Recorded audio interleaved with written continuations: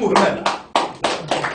Alors, le pouvoir en place, non seulement il a enterré un processus historique qui a produit de l'intelligence et surtout, loin du militantisme, des élites produites par le mouvement national, etc., je résumerai tout cela dans un phénomène que l'Algérie n'a pas connu depuis des siècles, qui est celui de la conscience nationale.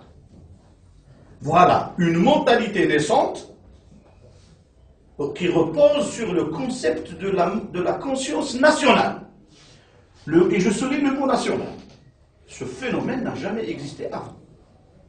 Il y a eu des gens très conscients, hautement conscients, des libérateurs extraordinaires depuis la Numidie. Depuis les 28 rois numides jusqu'à l'Émirat del Kader, il y a toujours eu des résistants, des chefs militaires, de grands fondateurs de quelque chose, sur le plan militaire, des libérateurs. Mais la notion de conscience nationale que nous allons voir naître sérieusement pendant la guerre de libération nationale n'a jamais été connue par l'homo algérianus dans son histoire. Et ça pose un problème. C'est ce qui explique d'ailleurs le nombre de colonisations. C'est ce qui explique d'ailleurs le territoire, comment il a été charcuté, comment il a été divisé, comment que les Algériens, et qui continue d'ailleurs aujourd'hui, les Algériens ne se connaissent pas entre eux. Et ils ne connaissent pas leur propre pays. Ça paraît peut-être, j'allais dire, une remarque, une observation légère, mais dans le fond de la formation culturelle, intellectuelle, psychologique d'un peuple en relation avec son territoire et en relation avec ses compatriotes, c'est fondamental. C'est fondamental. Alors, une élite, des élites, pendant le mouvement national, qui a duré combien d'années? 25 ans? 30 ans? 30 ans, qui s'est transformé, qui s'est quantifié mathématiquement en des encadrements politiques, syndicalistes, modernes. Le frottement avec la colonisation, le frottement avec particulièrement de l'immigration, avec les expériences du monde qui nous renvoient à de grandes révolutions. La révolution bolchevique, la révolution chinoise, la révolution française, la révolution américaine, etc. Ces legs-là, avec le temps, peuvent constituer un patrimoine important de la formation de l'imaginaire d'une élite, d'un peuple. Et c'est ce qui a fait qu'avec le temps, vous pouvez le remarquer avec moi, des années 20 aux années 50, regardez ce que l'Algérie a produit en termes d'élite, c'est-à-dire l'encadrement politique élitaire de la formation et de la conscientisation et de la formation élitaire de tout un peuple qui s'est préparé au fur et à mesure à une révolution, à une guerre de libération, donc à une autodétermination, à une indépendance. Arrive l'indépendance, avec les mêmes mécanismes, cette fois-ci de la colonisation, un pouvoir prend une force armée, prend les dessus sur l'ensemble de la société par la force, et elle installe quoi? Les mécanismes de gouvernance de la colonisation sous une forme nouvelle qui s'appelle le despotisme, l'autocratie, le despotisme, la dictature. Un peuple qui vivait sa pluralité sur le plan des idées. Toutes les idées du monde du XXe siècle étaient quantifiées dans l'ensemble des représentations élitaires de l'Algérie des années 20 aux années 50. Le modernisme, le communisme, le maoïsme, l'islam politique, l'éducation, le libéralisme, la démocratie, la social-démocratie, la justice sociale, et j'en passe. La révolution, l'esprit révolutionnaire, toutes les idées du XXe siècle, on va les retrouver dans cette sorte de quantification, de condensation mathématique dans un cadre de parti politique, d'organisation, pendant une trentaine d'années. Le pouvoir, il arrive, il met fin à tout ça un seul parti unique qui non seulement dirige le pays comme appareil, comme apparatchik, comme façade, dans le cadre d'un État militarisé, entre guillemets, État militarisé, je l'utilise, c'est juste un titre de travail. Parce que la notion d'État, on va le voir plus tard, mais il n'y a pas d'État, c'est eux l'État. Ce n'est pas l'État en tant que système institutionnel, en tant que valeur, etc. Ce n'est pas la République, c'est juste une appellation. République algérienne, démocratique et populaire, c'est juste une appellation. Qu'est-ce qu'une république? C'est exactement l'antithèse de ce qu'a fait le pouvoir en 62. Qu'est-ce qu'une respublica? Qu'est-ce qu'une république? C'est exactement le contraire. Qu'est-ce qu'un État? C'est exactement le contraire. Qu'est-ce qu'une démocratie? C'est exactement le contraire. Qu'est-ce qu'un esprit révolutionnaire? C'est exactement le contraire. C'est-à-dire le pouvoir, il a fait exactement le contraire de ce qu'il fallait faire. Pour des raisons qu'on connaît. Est-ce que tout cela intervient dans la formation d'une nouvelle mentalité? Première des choses sur laquelle les Algériens n'étaient pas forcément trop demandeurs, à part quelques mouvements, etc., c'était la question de la liberté. Pour nous, être indépendant, ça veut dire être libre. Le pouvoir, il arrive, il vous dit non, vous êtes indépendant à ma façon et vous serez libre à ma façon. Vous ne pouvez pas vous exprimer, vous ne pouvez pas accéder au pouvoir, vous ne pouvez pas vous opposer au pouvoir. Remarquez-le, les chefs historiques qui sont restés en vie après l'indépendance sont tous, soit ils étaient passés dans l'opposition, soit ils étaient mis en prison, soit dans des résidences surveillées. Soit ils ont quitté le pays, ils sont partis à l'étranger. Tous ceux qui sont restés en vie, je parle de Boudiaf, je parle de Karim Hassan, de Bas Farhat, de Aït Ahmed, il a akhiri. D'ailleurs, à l'occasion, je dirais que la région d'Iflissène, la région de Dra el-Mizan a produit parmi tant d'autres régions de l'Algérie des figures historiques emblématiques, des colonels d'une grande valeur. Sur le plan historique, c'est une région qui a produit, qui a contribué par la production d'un nombre de gens qui étaient déjà conscients, avant même que la conscience collective n'atteigne son apogée lors du déclenchement de la guerre de libération nationale. Et ça, c'est extraordinaire. Donc, lorsqu'on commence à analyser les grandes questions, et on essaie de comprendre l'évolution historique de nos mentalités, de notre relation à des phénomènes importants, à des questions importantes. Le phénomène de l'État. Sommes-nous en mesure aujourd'hui de fonder un État avec cette mentalité? Je dis que non. Parce que l'État est une vision, est une culture, est un système de fonctionnement, est un ensemble de valeurs. L'État est une somme d'institutions. Est-ce que le pouvoir tel qu'il a imposé à l'Algérie, un mode de gouvernance anarchique, totalitaire, corrompu, etc., permet aux Algériens d'aujourd'hui de passer rapidement à la notion de l'État? Je pense que non. Et surtout que le pouvoir est toujours là. Le régime est toujours là. Donc ça ne peut qu'empêcher la naissance de l'État. Donc c'est l'antithèse d'un processus historique et c'est l'antithèse d'un processus naissant.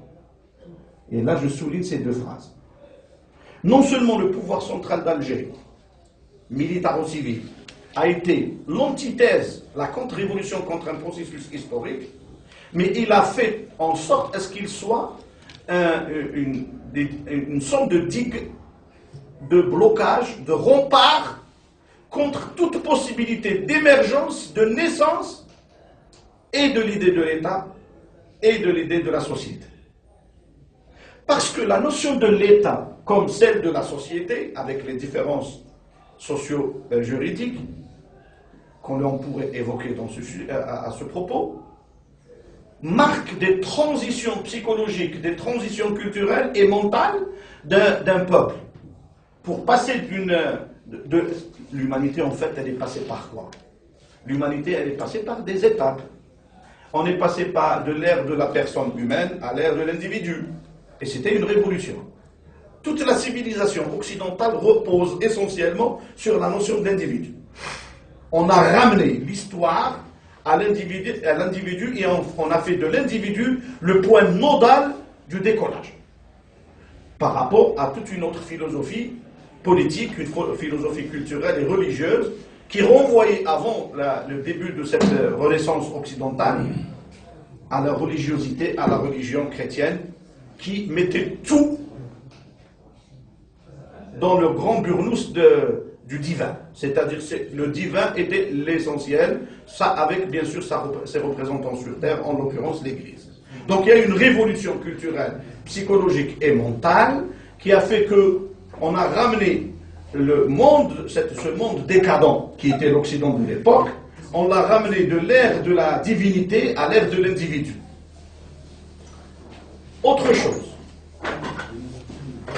de la personne donc à l'individu, de l'individu de par la sociabilité de l'être humain, on passe à la famille. Et là, on voit naître l'institution, l'entreprise de la famille.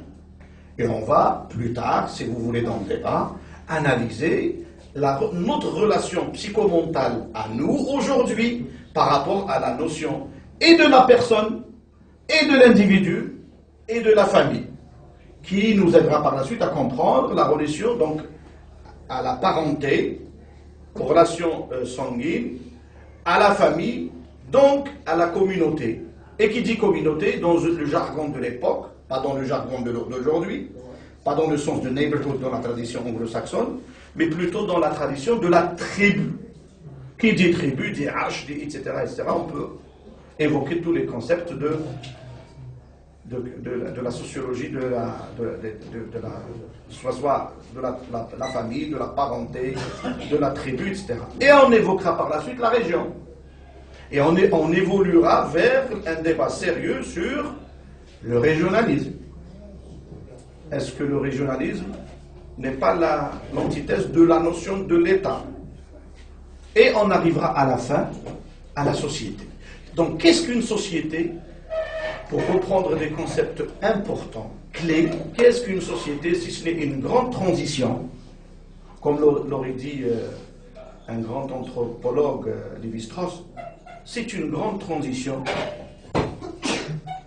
de la nature à la culture. Et là, je me pose la question. Nous, Algériens, sur le plan psychomental, sommes-nous à l'ère de la nature ou à celle de la culture? Voilà une grande question également sur le psychomental.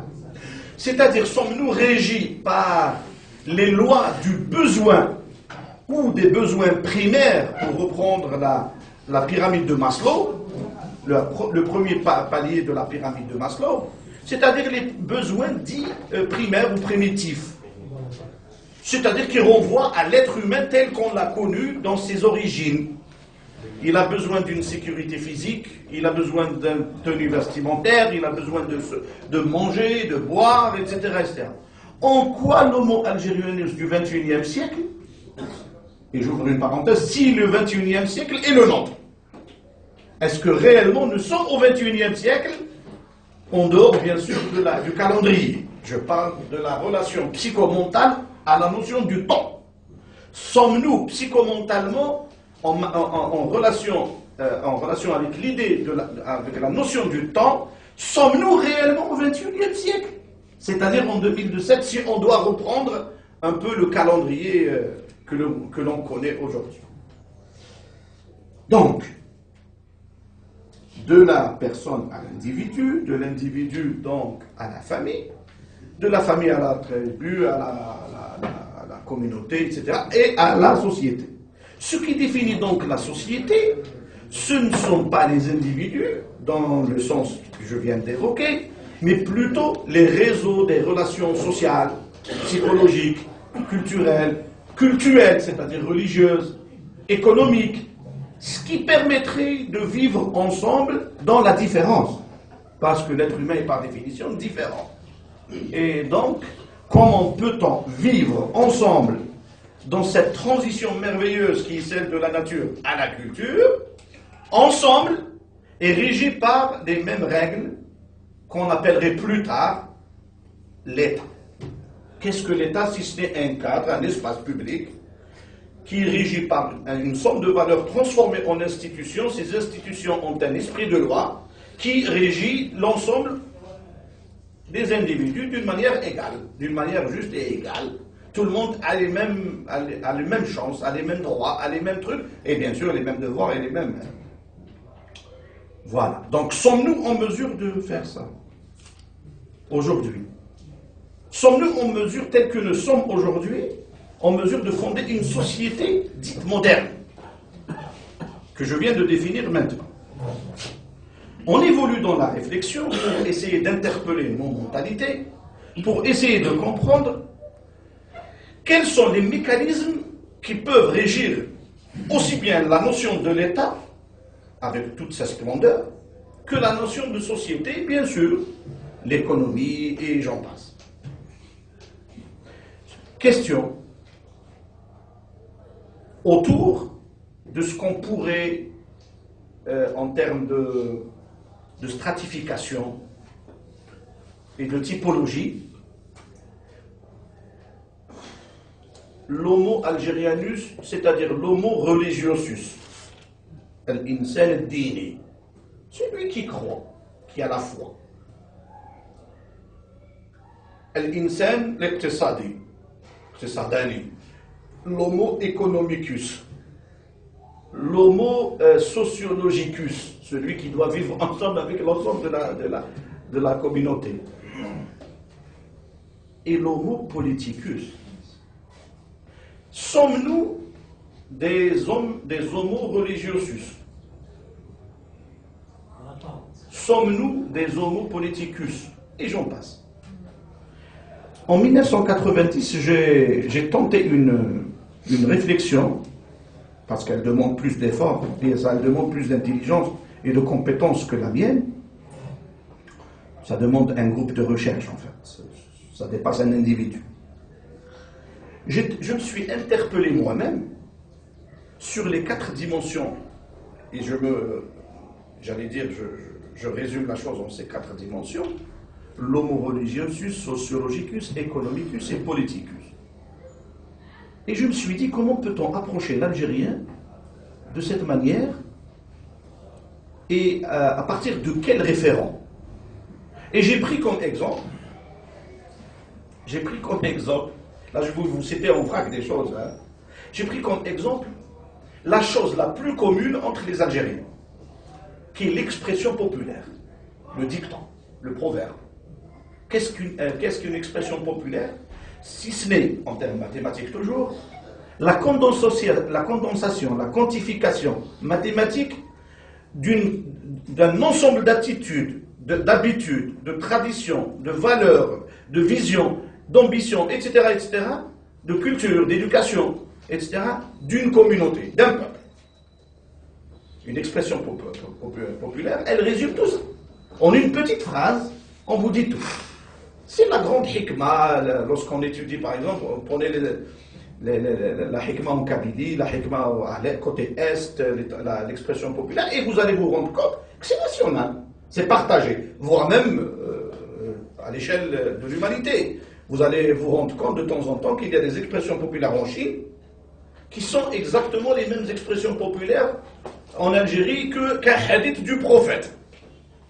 La khayra fi man la yuntiju ma yakul wa la yunsaju mimma يلبس إلى آخره من هذه حكمة موجودة عند الصينيين عند كونفوشيوس الصيني نوجدوها في حديث نبوي. C'est la grande rencontre de l'expérience humaine et des esprits. L'esprit humain, vous pouvez être ici à Dra el-Mizan et vous pouvez penser à la même chose qu'un Australien. C'est possible. C'est pas un problème. L'humanité, à un moment donné, elle a atteint un degré de transcendance. C'est-à-dire elle se transcende elle-même, elle arrive à des conclusions, à des visions, à des cultures, à des expressions, à des équations, à des solutions, même en termes technologiques. Et quelqu'un à Einstein peut penser à un système avionique qui pourrait correspondre à un même travail qui se fait au Japon. Parce que les mêmes normes, les mêmes règles, les mêmes, j'allais dire, les mêmes conditions dans le sens scientifique du terme. Pas les conditions sociales. Les mêmes conditions, c'est-à-dire les mêmes choses. Les mêmes règles, il y a des règles de la nature, il y a des règles de la planète, il y a des règles de la science, et j'arriverai bien sûr à la question de la science. Je vais prendre un seul exemple, parce que c'est long, c'est un travail de 300 pages. Je vais prendre un seul exemple concernant l'idée de la religiosité, qui nous interpellera bien sûr plus tard sur la question de la formation des mentalités. Est-ce que nous avons évolué sur la question de la religiosité, de notre relation à la religion? A-t-on régressé? A-t-on fondé un nouvel être, un être nouveau, qui n'a rien à voir avec celui que nous connaissions? Qui est le bon, qui est le mauvais, qui est le juste, qui est le vrai, dans le sens classique dont j'ai parlé tout à l'heure, à travers cette logique binaire qui a régi le mental, et cette dualité qui a régi le mental de l'arabo-musulman, de l'africain, du berbère, etc., pendant des siècles. Pendant des siècles. Vous voyez la dualité chez, par exemple, un berbère. C'est un rebelle de nature. Il se rebelle contre tout. Il défend son existence, son territoire, son sol. Il a des attaches à la terre plus qu'obsessionnelles. C'est fusionnel. Mais dès qu'il arrive au stade dès qu'il termine sa résistance et sa rébellion, il cède devant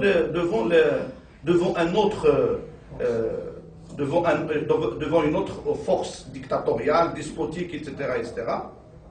Et il cède ses libertés. Il est libérateur, il est prêt à mourir pour cette liberté, mais une fois il atteint le degré de la liberté, il cède. C'est paradoxal, mais c'est comme ça. On l'appelle Imaziren, Imaziren, c'est-à-dire l'homme libre, mais qui n'a jamais été libre de toute son histoire. Jamais.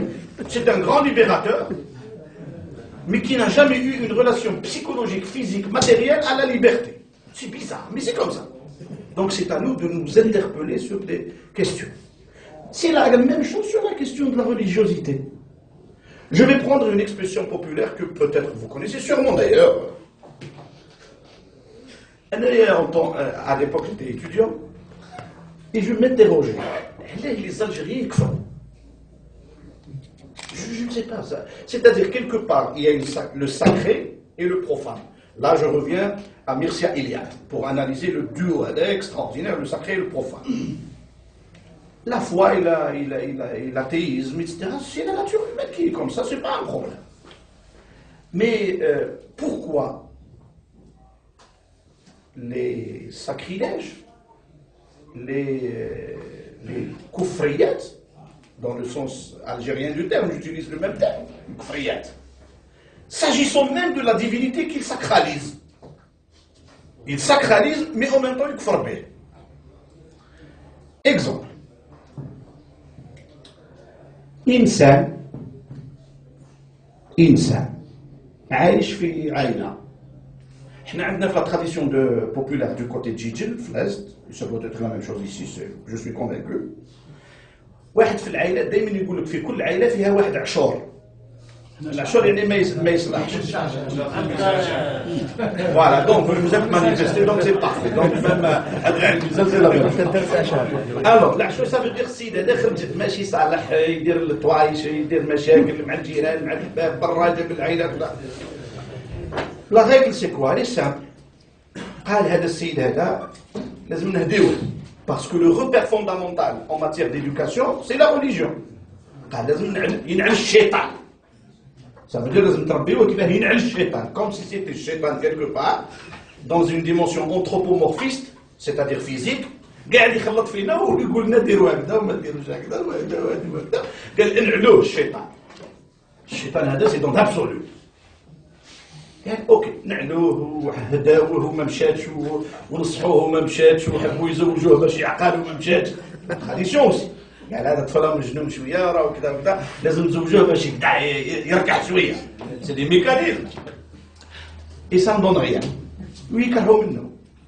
سي كوم سا كو سا واش يقولوا؟ ينجموا يعزلوه ينجموا ça dépend des régions mais l'expression populaire que j'ai étudié quelque chose comme 283 expressions populaires dans les 4 dimensions homo religiosus, politicus, sociologicus et économicus. C'est-à-dire j'ai étudié ce qu'on appelle un échantillonnage assez large pour mieux comprendre le mental, notre structure psychomentale. J'ai essayé de la cerner à travers ces 4 dimensions. واش يقولوا فلان يعني يهضروا عليه ما عادش يقولوا بلاسم نتاعو خلاص لانه كحور يقول لك فلان هذاك اسم اشاره شوف ديجا رانا تبدلنا يقول لك هذاك خلقه ربي وحار فيه خلقه ربي وندم عليه اكسبريسيون بوبولير روح لواس تلاس لقيت وين نروح لكاع تعرفوا خلقه ربي وحار فيه خلقه ربي وندم عليه انايا en tant que هكذايا être rationnel je me disais mais c'est pas possible mais ça marche pas كيفاش الاله يخلق انسان ومن بعد يندم عليه والاله يخلق انسان ومن بعد يحير فيه alors هو قبل خلقه en fonction des lois de la foi على حسب ما نعرف من العقائد والعقيده الاسلاميه وغير الاسلاميه يقول لك بأن الله يعني وهذا هي الحقيقة يقول لك بأن الله عالم يعلم ما قبل وما بعد وهي الله علام الغيوب أزلي أبدي أوكي هذه قواعد التوحيد والإيمان والمعروفة في الإسلام وغيره ولكن الجزائري يجي ليه يقول له والله خلق ربي وحال فيه وخلق ربي وندم عليه. Je n'avais pas d'explication. J'étais interpellé, mais je n'avais pas d'explication. Un jour, j'étais en train de traduire pour quelqu'un, un ami de Intfla, il m'avait demandé un service de lui traduire un texte de Bertrand Russell. Bertrand Russell, le grand scientifique, le prix Nobel, le génie, le philosophe, le penseur, le mathématicien. J'étais en train de lui traduire un passage. Il avait trouvé quelques difficultés, c'est en 90. J'étais en train de l'aider à travailler sur texte, de l'anglais vers l'arabe, parce qu'il devait, je ne sais pas, donner un document ou autre. C'était dans un livre de Bertrand Russell qui s'intitule The Impact of Science on Society, l'impact de la science sur la société, أثر العلم في المجتمع. Et je rencontre un passage dans le livre de Bertrand Russell qui renvoie à une idée de la religion, qui renvoie à une idée. Mais pour pouvoir la comprendre, il fallait un petit peu faire dans ce qu'on appelle les religions comparées. C'est toute une science. Et là, j'étais obligé de me référer à l'Ancien Testament.